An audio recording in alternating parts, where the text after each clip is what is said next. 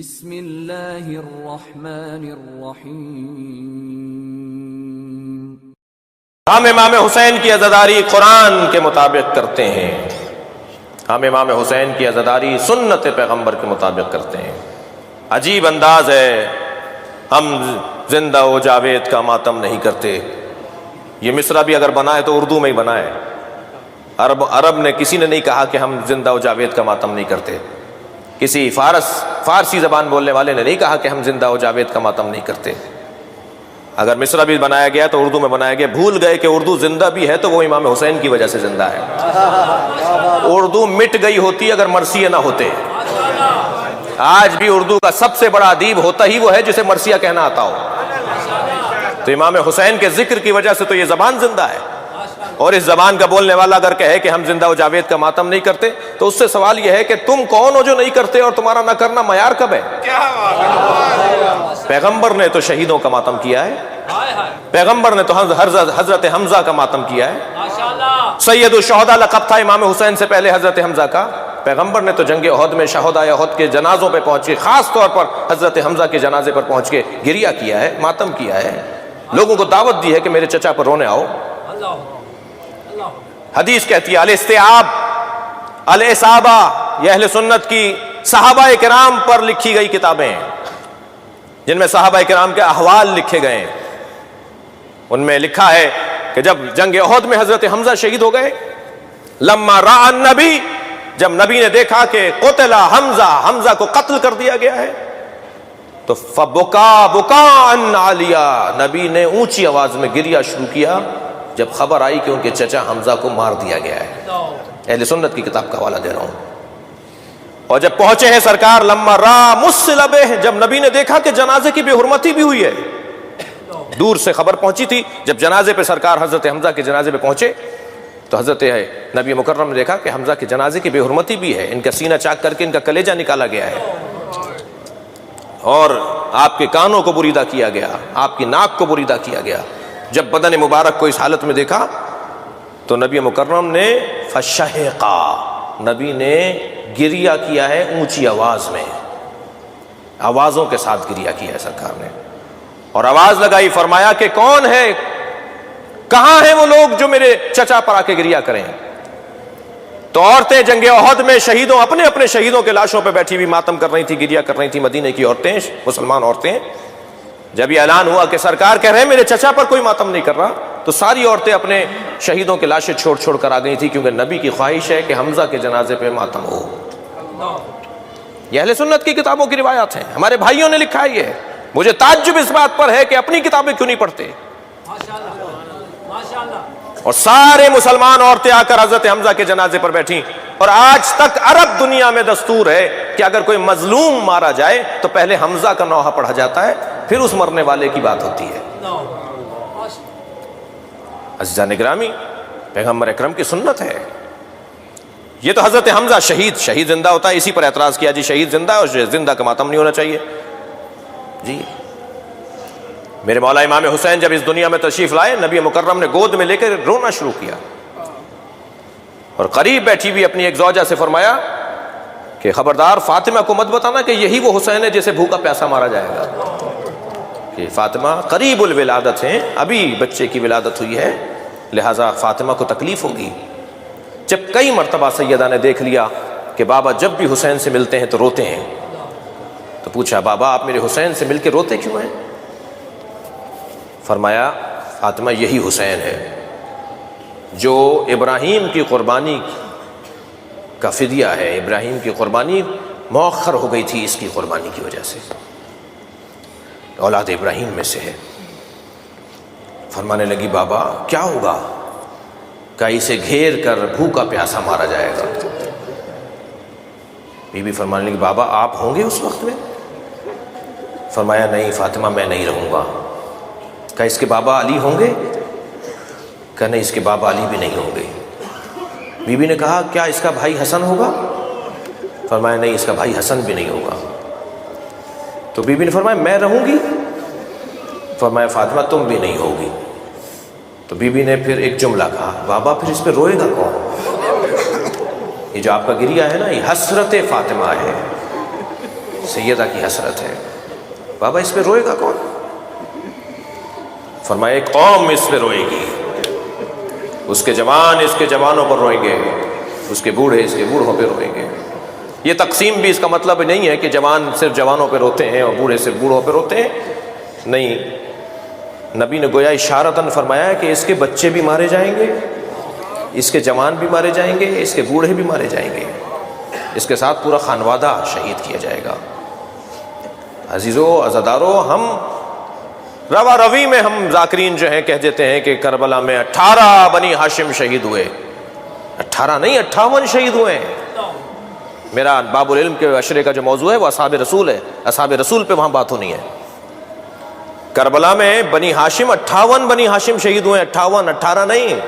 حضرت عقیل کی اولاد، حضرت مسلم کی اولاد، حضرت جعفر کی اولاد، حضرت جعفر کے پوتے، حضرت عبداللہ کے بچے، محمد حنفیہ ان کی اولادیں. محمد حنفیہ خود نہیں تھے ان کی اولاد، عبداللہ ابن جعفر نہیں تھے ان کی اولادیں. امیر المومنین کے فرزند 28 تو صرف امیر المومنین کے پوتے اور بیٹے ہیں.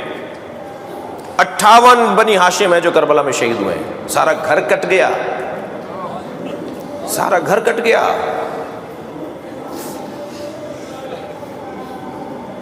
کیا ہوا ہے کربلا میں؟ یہ جو گریہ ہے، جو ماتم ہے، جو عزاداری ہے، اس کے پیچھے اللہ کا ارادہ ہے. ہم کچھ نہیں کر رہے، ہم سے کروایا جا رہا ہے. ہمیں فخر اس بات پر ہے کہ ہم سے وہ کروایا جا رہا ہے کہ جو سیدہ کی تمنا ہے، جو اہل بیت کی خواہش ہے، جو نبی کی آرزو ہے. مجھے دلیل دینے دیجئے. ہمارے ہاں کوئی کام بھی بغیر قرآن اور سنت اور حدیث کے سے ہٹ کر نہیں ہے. کبھی کبھی یہ جملہ، یہ لہجہ ہمیں سننے کو ملتا ہے کہ میرا نظریہ یہ ہے. بھئی تم کون ہو؟ اس جملے کی اصلاح کریں. ہمارا کوئی نظریہ نہیں ہوتا، ہم ہے ہی نہیں کچھ، ہماری کوئی حیثیت ہی نہیں ہے. ہمارا کیا نظریہ ہوگا؟ ہمارا نظریہ ہے تو قرآن کا نظریہ ہے. ہمارا نظریہ ہو تو حدیث کے مطابق ہو. اپنا نظریہ ہمارا کوئی نہیں ہے. قرآن ہمیں اجازت دیتا ہے، قرآن ہمیں حکم دیتا ہے. صرف اجازت نہیں، جواز کی بات نہیں ہے، حکم کی بات ہے. قرآن ہمیں حکم دیتا ہے کہ ایسا کرو. سورہ مبارکہ نساء، چند آیتیں سن لیجئے عزاداری کے اوپر. سورہ مبارکہ نساء، لا يحب اللہ الجہر بالسوء من القول الا من ظلم. اللہ کو اونچی آواز میں کوئی ایسی بات جو کسی کو ناگوار گزرے پسند نہیں ہے. آدھی آیت پڑھنے والے ہم بھی نہیں ہیں. آیت مکمل پڑھیں گے تو کوئی نتیجہ نکلے گا. لا يحب اللہ الجہر بالسوء من القول، اللہ کو اونچی آواز میں کوئی ایسی بات جو کسی کو ناگوار گزرے پسند نہیں ہے. الا من ظلم، مگر جس پہ ظلم ہوا ہے وہ اونچی آواز میں بات کرے، چاہے کسی کو ناگوار گزرے. اللہ کو پسند ہے مظلوم کے حق میں بات کرنا، یہ اللہ کو پسند ہے. طے کرو کائنات کا سب سے بڑا مظلوم کون ہے، طے کرو. شاعر مشرق مصور پاکستان نے اپنے 2 مصروں میں کہا کہ اللہ اللہ بائے بسم اللہ پدر، مانیے ذبح عظیم آمد پسر. علامہ اقبال کہتے ہیں جو حضرت ابراہیم نے قربانی دی اور اسماعیل کے گلے پہ چھری چلا دی اور اسماعیل کی جگہ دمبا ذبح ہو گیا، تو پوچھا یا اللہ کیا میری قربانی قابل قبول نہیں رہی؟ تو جواب یہ آیا وَفَدَيْنَاهُ بِذِبْحٍ عَظِيمٍ، اے ابراہیم ہم نے تمہاری قربانی کو ایک بڑی قربانی پر مؤخر کر دیا ہے، ہم ایک اور بڑی قربانی لیں گے تمہاری اولاد سے.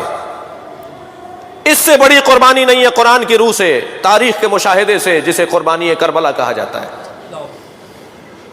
سب سے بڑا مظلوم تاریخ کا اگر کوئی ہے تو وہ امام حسین کا وجود ہے.